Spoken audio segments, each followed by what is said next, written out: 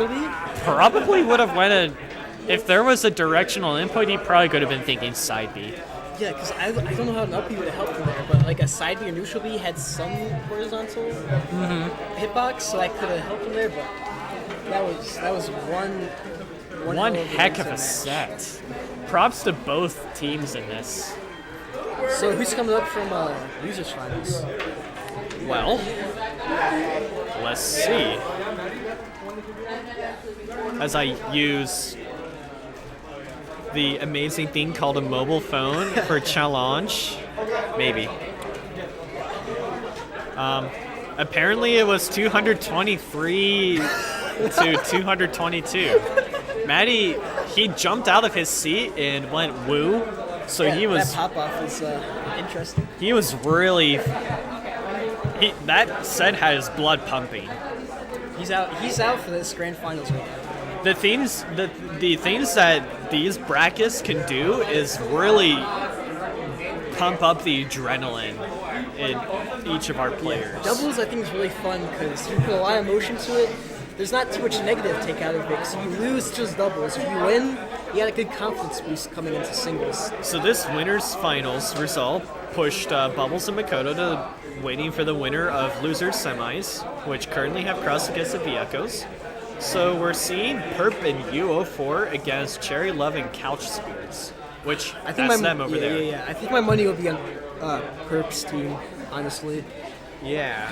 Their team seems a bit more sound, but I wouldn't count out Cherry Love and Couch Spirits. I haven't seen them play, so I can't say too much about them. Right. I know Purp and Purp has a really good DDD. Yeah. He's definitely not one to sleep on. Every time I play against Purp's DDD in singles, I always lose. And he's just probably reading me very easily. Yeah, I've been lucky not to play him yet, but DDD can be played at, like, you think he'd be not that good because he's got, like, really interesting, like, hitboxes and pretty, like, a lot of lag. But the forward tilt of DDD is solid. I got beat out by Barn, like, second win this round last time. I couldn't find, like, neither Core nor Rosalina could save me from his Lil Mac. I've been, like, I was messing around with DD and I found that, like, I think he may be my answer to that one. Because I really like how, like, that spike can, like, stop any approach Lil Mac has. Like, because he's really reliant on getting up and close with that. Yeah. And he also has, like, really good, like, aerial game with that up air. So I think DDD is definitely not a character to sleep on. Yeah, you probably won't see DDD often in doubles. It may see DDD pumped in like with Bowser or Ganon as like those type of low tiers, but I think DDD honestly could make a case for like lower to mid tier. Right. So now we're just waiting for them. This next we're gonna see losers semis. Yeah. Are you sure it's not going to be losers finals? Makoto and Bubbles were pushed. Yeah. So this will be losers semis if later in the And I'm listening closely as to see what other matches are going on. I thought I heard Palutena on a different one. So if you look at the bracket, Crusticus&vEchoes versus the winner of that. I think Crust and Echoes sound like a really, really good team. I think they can make a good run to losers finals. It's a solid Mario and Ganondorf. Yeah. They're two really, really consistent. They have decent. If they can knock, they have decent. They're always up there in placings. I never would expect to see them far out of the bracket. Right, and we don't know how they'll face each other. Yeah, working together. You two should come over here to stream setup. Wait.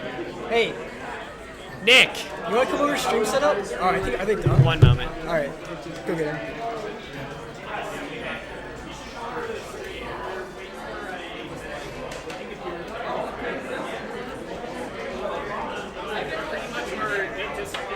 Just coming on to the. So this will be here. losers semis then. This is indeed losers semis. Yeah. I know I haven't checked up on it too much. Yeah, that's fine.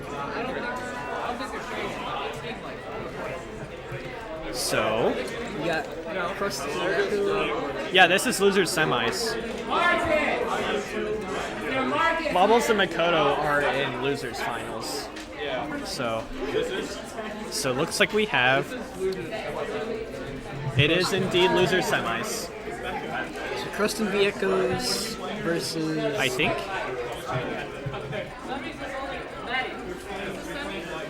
This is losers semifinals. So we got Crusticus&vEchoes. Looks like they're going to be red team. Yeah. And we got Purp&U04 on blue team. Let's go.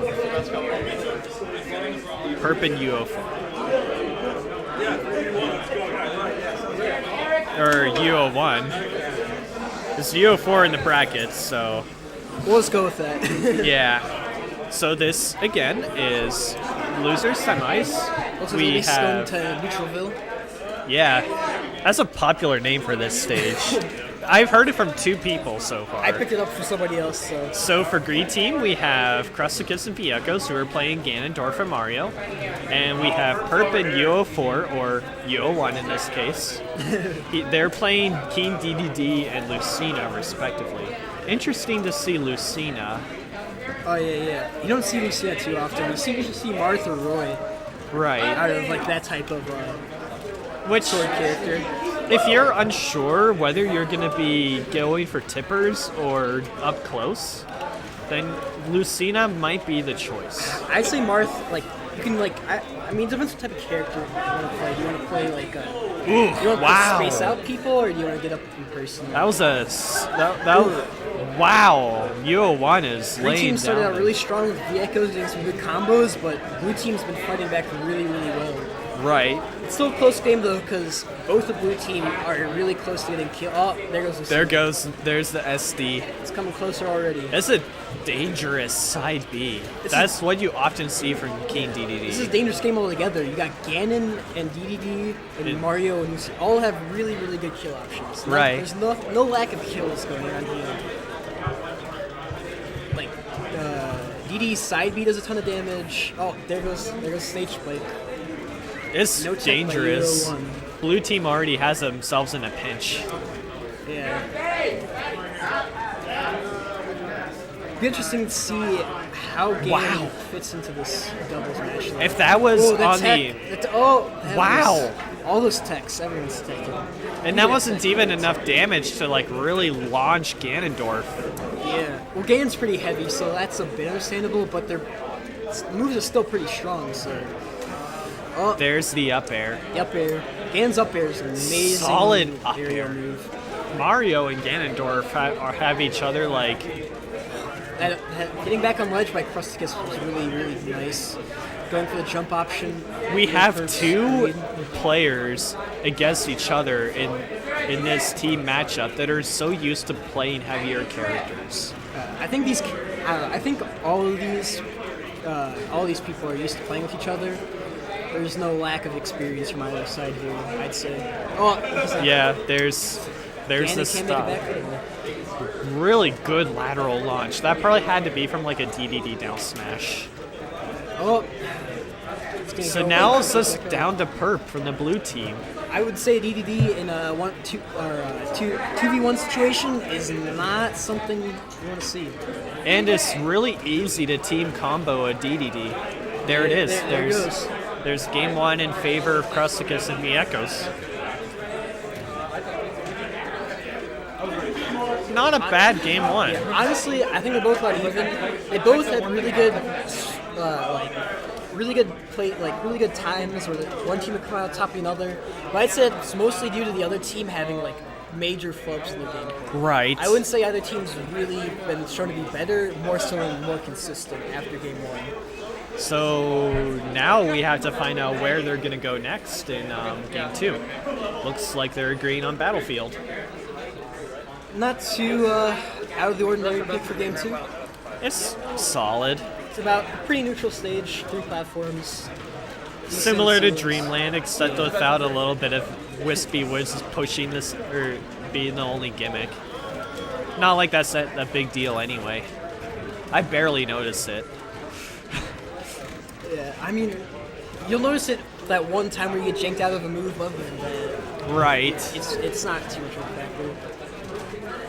Purp was getting a little bit confident with trying to do a DDD side earlier. I've noticed that these all the players will like clump together at certain points. It'll make like an interesting show because they'll all be throwing out moves and you never know what's going to happen, like who's going to connect and who's not. It's an interesting matchup so far. Oh, Lucina's going to flub the recovery. Yeah, that's something to be careful for whenever you see a Mario. I think she lost her jump to Mario's, I want to say, down air that was. And Always went for the up B and wasn't able to make it back. Always a heartbreaking moment for any player is to lose their double jump. One of the best things to learn is how to save your jump when you're on stage. Save you in so many cases when you really need it. Yeah, because your opponent could like do a side B or neutral B while edge guarding, and it could take your double jump, and all you have to do is just an up B to try and recover from underneath. Especially multi-hit moves are really dangerous to try to jump in between those because your jump's going to be gone, you're going to be down on the bottom of the stage. Right. It's going to be a bad situation. But it looks like Wow, that was a... Lucina's not going to make it back again. And DDD's almost out there. It looks like it's going to be... Probably... Lucina's not going to share stock though because DDD's already at 154. This is due for a KO. That means DDD. He probably he lived most of Mario's. Oh, there it is. He can make it back. I was gonna say, if you made that back, you're a god. Probably had to wait probably had a little bit of time to do a few more extra jumps from underneath the stage. Honestly, I think if he DI'd that first hit a bit better, he may have been able to make it back, but he DI'd the wrong way and went right on the stage. Ooh, wow, that was a good place to put a Gordo. Oh, and the spike. No ledge invincibility after hopping off the edge, so it's prime for a spike. And Crust wasn't safe in that either. Yeah. Probably because he grabbed the ledge and then the Gordo like stuck to the Gordo ledge. really screwed up his recovery right there. You got to be really. Oh. Oh man. If We'll take Mario's stock, but not DDD's. that's how vEchoes lost his stock from Crust. Oh, and that's there's- gonna catch the 2-frame. Always tricky to try and angle your up Bs. So that said, I have to say that was like a really good catch on the 2-frame. I wouldn't think Mario's range would reach that far, but he proved us wrong.